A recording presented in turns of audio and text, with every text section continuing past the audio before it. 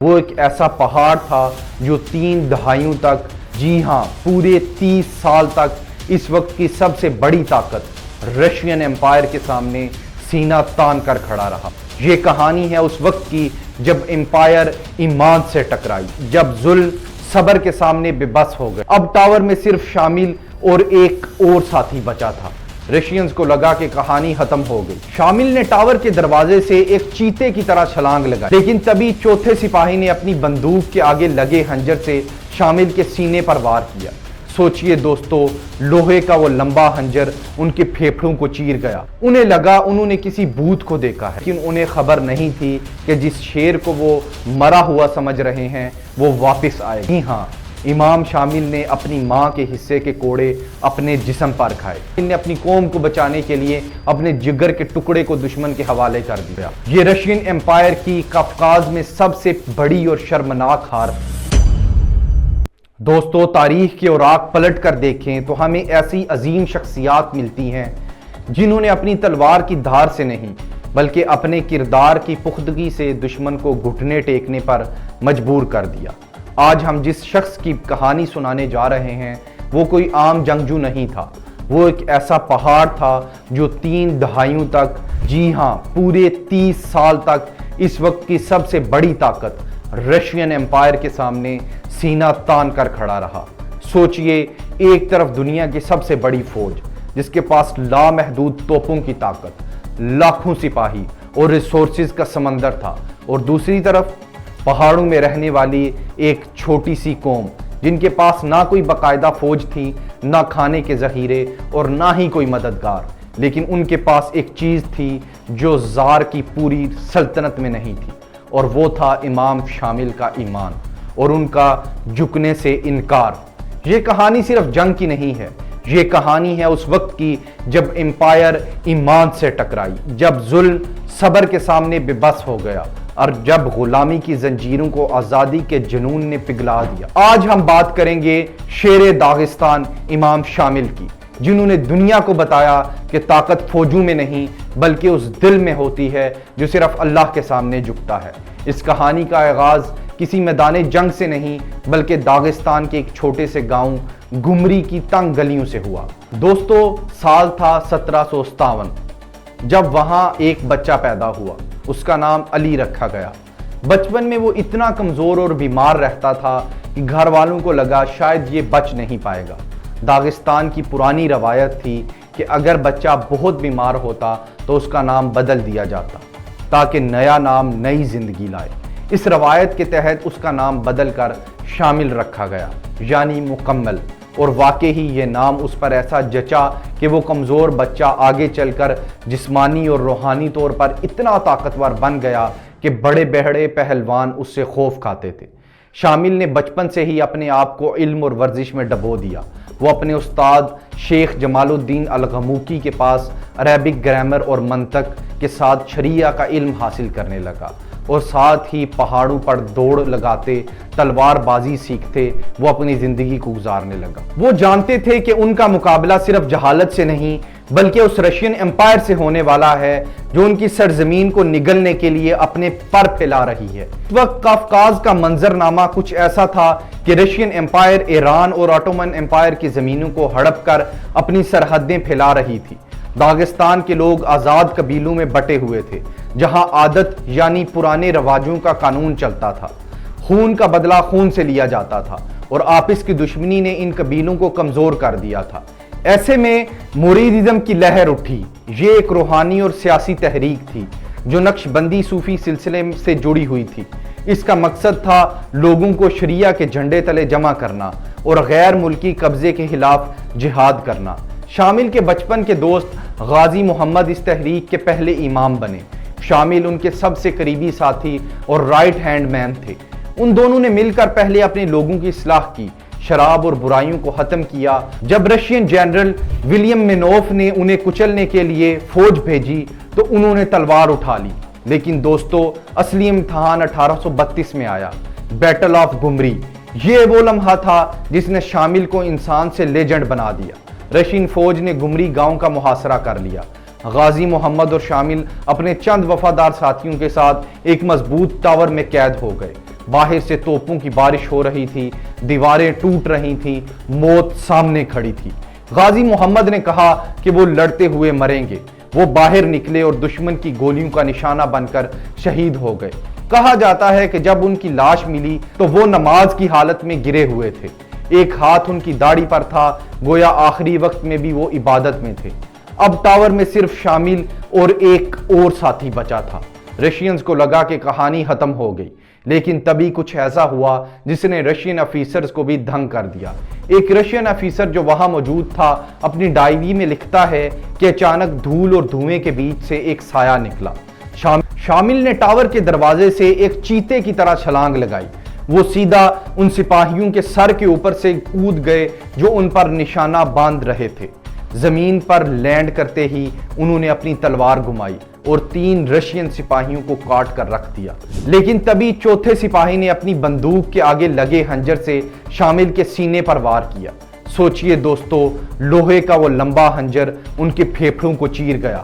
عام انسان وہیں ڈیر ہو جاتا، لیکن شامل، انہوں نے اپنے ہاتھ سے اس پیوست خنجر کو نکالا، اسے اپنے ہی جسم سے کھینچ کر باہر پھینک دیا۔ اس سپاہی کو وہیں ختم کیا اور پھر ایک اور چھلانگ لگا کر دیوار پھاند گئے اور اندھیرے جنگلوں میں غائب ہو گئے۔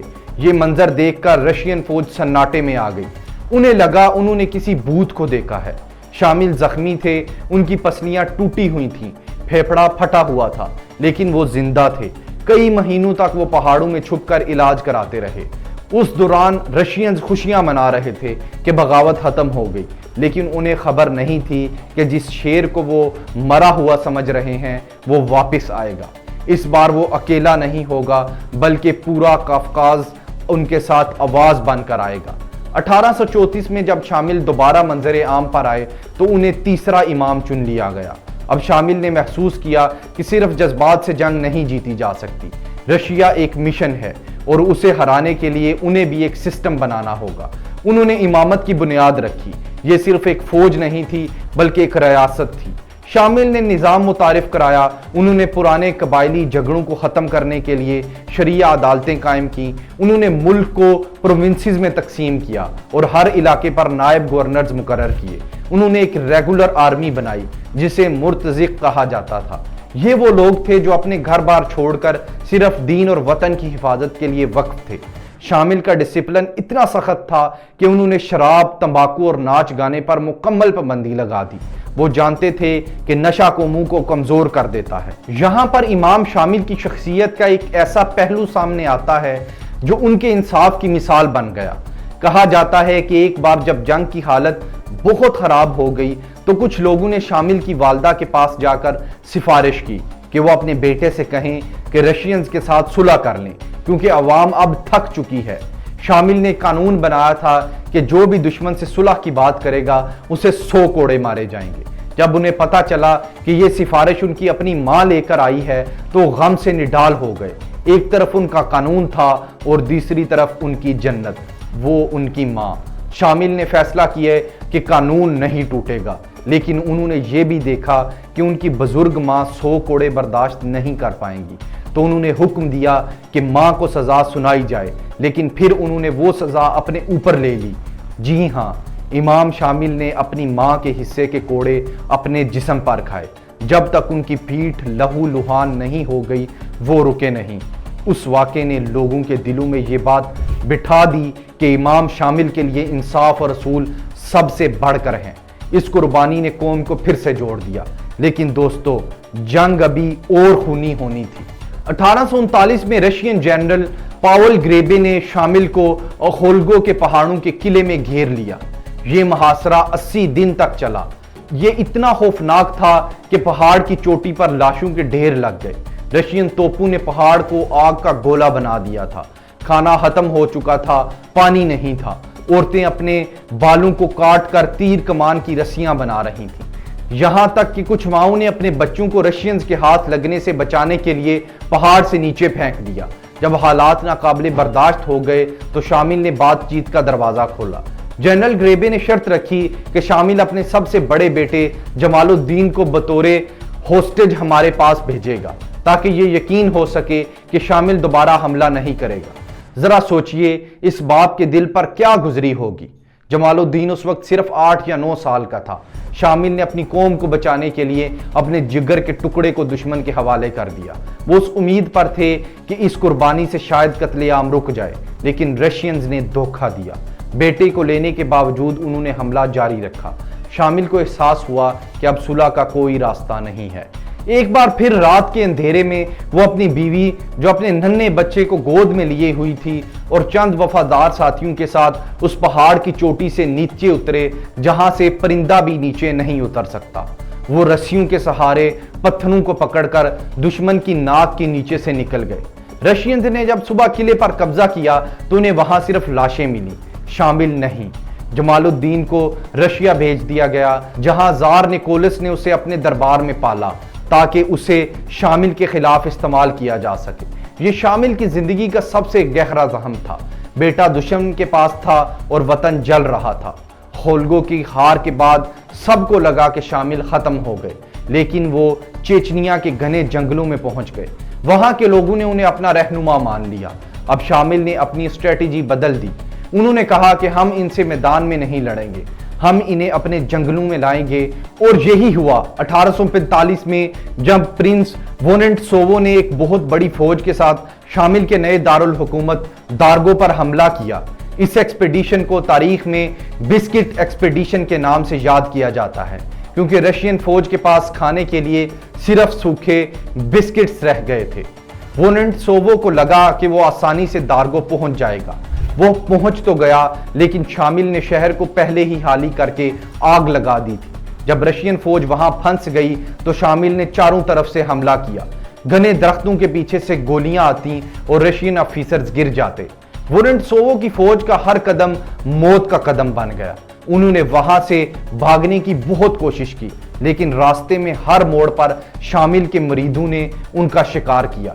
اس جنگ میں رشیا نے 3 جنرلز، 200 آفیسرز اور 3500 سے زائد سپاہیوں کو کھویا۔ یہ رشین امپائر کی قفقاز میں سب سے بڑی اور شرمناک ہار تھی۔ شامل نے ثابت کر دیا کہ ان کے پاس ریسورسز کم ہیں، لیکن ان کا دماغ اور ان کا ایمان دشمن سے کہیں زیادہ طاقتور ہے۔ اس فتح نے شامل کو پوری مسلم دنیا میں مشہور کر دیا۔ لیکن دوستو، جنگ لمبی ہوتی گئی، سال گزرتے گئے۔ 1850 کی دہائی کے آتے آتے رشیا نے اپنی حکمت عملی بدل دی۔ نئے کمانڈر پرنس بارنتسنکی نے جنگلوں کو کاٹنا شروع کیا۔ انہوں نے روڈز بنائے تاکہ فوج تیزی سے موو کر سکے۔ انہوں نے گاؤں جلائے اور لوگوں کو بھوکا مارا۔ شامل کی طاقت اب کمزور پڑنے لگی تھی، لوگ تھک چکے تھے، اور پھر 1855 میں شامل نے ایک اور بڑی کوشش کی اپنے بیٹے جمال الدین کو واپس لانے کی۔ انہوں نے جارجین پرنسز فیملی کو اغوا کیا اور ان کے بدلے اپنے بیٹے کی مانگ کی۔ آخرکار 15 سال بعد باپ اور بیٹے کی ملاقات ہوئی، لیکن یہ ملاقات خوشی سے زیادہ غم لے کر آئی۔ جمال الدین اب وہ 9 سال کا بچہ نہیں تھا، وہ ایک رشین آفیسر کی یونیفارم میں تھا۔ اسے رشین زبان، رشین کلچر اور ذات سے محبت تھی۔ وہ شامل کے پاس واپس تو آیا، لیکن اس کا دل رشیا میں رہ گیا تھا۔ وہ اپنے باپ کو سمجھاتا رہا کہ رشیا سے صلح کر لیں، ان سے جیتنا ناممکن ہے۔ شامل کے لیے یہ دیکھنا کسی قیامت سے کم نہیں تھا کہ جس بیٹے کے لیے انہوں نے اتنی قربانیاں دیں وہ اب ذہنی طور پر انہی میں سے ہو چکا ہے۔ جمال الدین اس صدمے اور ماحول کی تبدیلی کو برداشت نہ کر سکا اور صرف 3 سال بعد 1858 میں غم اور بیماری سے انتقال کر گیا۔ اس موت نے شامل کی کمر توڑ دی۔ ایک باپ ٹوٹ چکا تھا، لیکن ایک امام کو ابھی بھی کھڑا رہنا تھا۔ 1859 کا سال آیا، رشین فوج نے ہر طرف سے گھیرا تنگ کر دیا تھا۔ شامل اپنے آخری 400 وفادار ساتھیوں کے ساتھ غنیب کے پہاڑوں پر چڑھ گئے۔ نیچے 40,000 رشین فوجی کھڑے تھے، توپوں کے منہ غنیب کی طرف تھے۔ بارنتسنکی نے پیغام بھیجا کہ اب مزید خون بہانے کی کوئی ضرورت نہیں۔ شامل کے پاس 2 راستے تھے، یا تو وہ لڑتے ہوئے سب کو مروا دیں، جس میں ان کی عورتیں اور بچے بھی شامل تھے، یا پھر وہ صبر کا کڑوا گھونٹ پی لیں اور سرنڈر کر دیں تاکہ باقی لوگوں کی جانیں بچ سکیں۔ امام شامل، جنہوں نے زندگی بھر کبھی ہار نہیں مانی تھی، انہوں نے اپنی قوم کی بقا کے لیے اپنی انا کو قربان کر دیا۔ 25 اگست 1859 کو وہ پہاڑ سے نیچے اترے۔ یہ منظر دیکھنے کے لیے رشین سپاہی بھی حیرت سے کھڑے تھے۔ جس شخص نے ان کو 30 साल तक नाकू चने चबाने पर मजबूर कर दिया था, आज वो खामोशी से चला आ रहा था।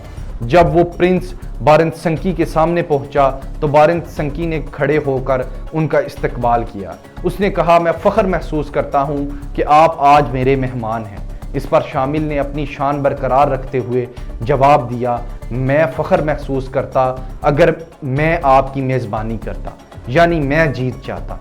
यह जुमला बताता है कि तलवार गिरने के बावजूद उनका हौसला नहीं गिरा था। शामिल को कैद करके रशिया ले जाया गया, लेकिन ये कैद किसी अंधेरी कोठड़ी में नहीं थी। ज़ार अलेक्जेंडर II खुद शामिल से मिलने के लिए बेचैन था। जब शामिल सेंट पीटर्सबर्ग पहुंचे तो ज़ार ने उन्हें गले लगाया और कहा, आपने हमें बहुत तंग किया, लेकिन मैं आपकी बहादुरी का एहतराम करता हूं। उन्हें कालोगा शहर में एक आलीशान घर दिया गया, वजीफ़ा दिया गया। लोग दूर दूर से इस शेर को देखने आते थे, लेकिन शामिल के लिए ये सोने का पिंजरा था। उनका जिस्म वहाँ था, लेकिन रूह अब भी दागिस्तान के पहाड़ों में थी। वो वहाँ नमाज पढ़ते, कुरान की तिलावत करते और रशिया की तरक्की देखकर हैरान भी होते कि कैसे इस कौम ने इतना निज़ाम बनाया, लेकिन कभी भी अपने मकसद पर शर्मिंदा नहीं हुए। कैद के 10 साल बाद 1869 में ज़ार ने आखिरकार उनकी सबसे बड़ी ख्वाहिश पूरी कर दी। उन्हें हज पर जाने की इजाज़त मिल गई। बूढ़ा शामिल, जो अब कमज़ोर हो चुका था, इस्तांबुल पहुंचा, जहां ऑटोमन सुल्तान ने उनके हाथ चूमे। फिर वो इजिप्ट गए और आखिरकार मक्का मदीना पहुंच गए। कहा जाता है कि जब वो काबा के सामने खड़े हुए तो लोगों का इतना हजूम था कि उन्हें देखने के लिए लोग एक दूसरे के कंधे पर चढ़ गए। वो सिर्फ एक इमाम नहीं थे, वो पूरी मुस्लिम उम्मा के लिए मज़ाहमत का निशान थे। हज के बाद वो मदीना मुनव्वरा गए। वहाँ नबी करीम सल्लल्लाहु अलैहि वसल्लम के शहर में इस थके हुए मुसाफिर को आखिरकार सुकून मिला। 1871 में इमाम शामिल का इंतकाल हो गया।